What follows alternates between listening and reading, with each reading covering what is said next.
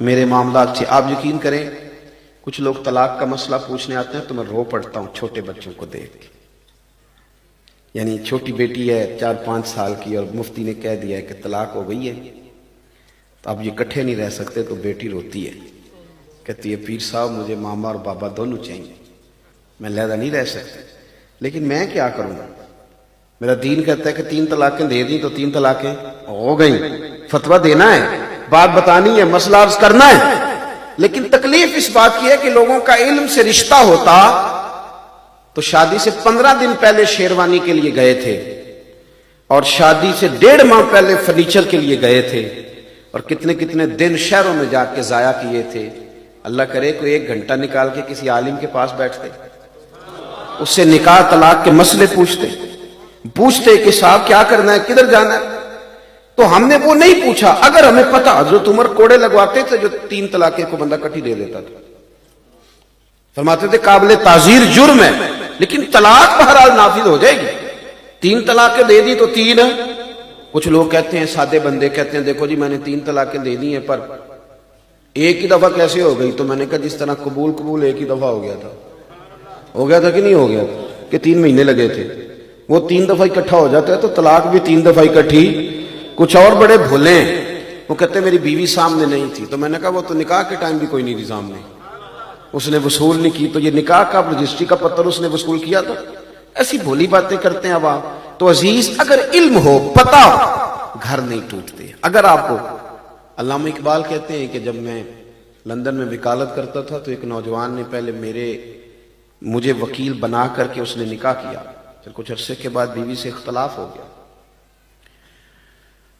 تو اس نے طلاق دینا چاہی. میں نے بھی اسے کہا کہ اتنی تم نے کوشش کے ساتھ نکاح کیا ہے. اس کے ماں باپ نے بھی سمجھایا, سب نے کہا, لیکن وہ کہنے لگا نہیں, بس میرے دل میں اس کے لیے اب محبت نہیں رہی, چھوڑنا چاہتا ہوں. یہ نوجوان میری بات پر غور کریں, میں نے اب چھوڑ کے رہنا ہے. تو اقبال کہتے ہیں میں چونکہ لائر تھا, وکیل تھا, میں نے اس کا کیس دائر کر دیا. کچھ وقت کے بعد ایسا وقت آ گیا کہ اب شاید 1 پیشی کے بعد طلاق ہو جائے. تو ایک دن وہ سر شام آ گیا, کہنے لگے اقبال کیس واپس لے لو, مجھے طلاق نہیں دینی. تو میں نے اسے کہا کہ اب کیا ہوا, غیر مسلم ہے. کہتا ہے میرے پاس نا مسلمانوں کے پیارے نبی علیہ السلام کی ایک حدیث پہنچ گئی ہے. یہ حدیث کنز العمال میں, مسند امام احمد میں, دیگر کتب احادیث میں موجود ہے. وہ کہتے ہیں ایک حدیث نے نا میری سوچ بدل دی ہے. اگر آپ کی سوچ بدل جائے نا کبھی, سوچ, یعنی میرے پاس ایک بچہ تھا تو کہنے لگا لوگ چین نہیں لینے دیتے, آپ فون بند کیوں نہیں کرتے. کچھ لوگ ایسے ہیں وہ صرف اپنا وقت دیکھ کے فون کرتے ہیں, جس کو بھی کرتے ہیں. آپ اس کو بند کر دیں. اگر آپ کو کوئی کام کرنا ہے تو میں اسے کہتا ہوں یار میرا دل کرتا ہے میں فارغ بیٹھا ہوں یا کچھ کر رہا ہوں تو کوئی فون آئے, کوئی بندہ مسئلہ پوچھ لے تو میں اسے عبادت سمجھ کے بتاتا ہوں. تو مجھے لگتا ہے کہ کافی ساری نیکیاں میں نے پیچھے جمع کر لی بیٹھے بیٹھے ایک مسئلہ بتا کے. تو میں اس شرعی معاملات کے لیے اس کو آن رکھتا ہوں کہ شاید کوئی ایسا موقع مل جائے کسی کو بات بتانی پڑ جائے. ہاں کسی محفل مجلس میں ہوتا ہوں تو بند کر لیتا ہوں. میرے بھائی اگر آپ کا ذہن بن جائے نا کہ یہ عبادت ہے, پھر آپ کا رنگ اور ہوتا ہے. یعنی اگر ذہن بن جائے کہ یہ رستہ بتانا عبادت ہے تو پھر آپ کا دل کرے گا کہ کوئی مجھے ملے میں اسے رستہ بتاؤں, ورنہ آپ جان بھی چھڑاتے ہیں بڑے سارے کاموں سے. تو اقبال کہنے لگے کہ وہ آیا اور کہنے لگا کہ اب نہیں طلاق دینی, مجھے مسلمانوں کے نبی کریم علیہ السلام کی ایک حدیث پہنچ گئی ہے, اب میں نہیں اپنی بیوی کو چھوڑوں گا. تو اقبال کہتے ہیں میری دلچسپی بڑھ گئی, شوق بڑھ گیا.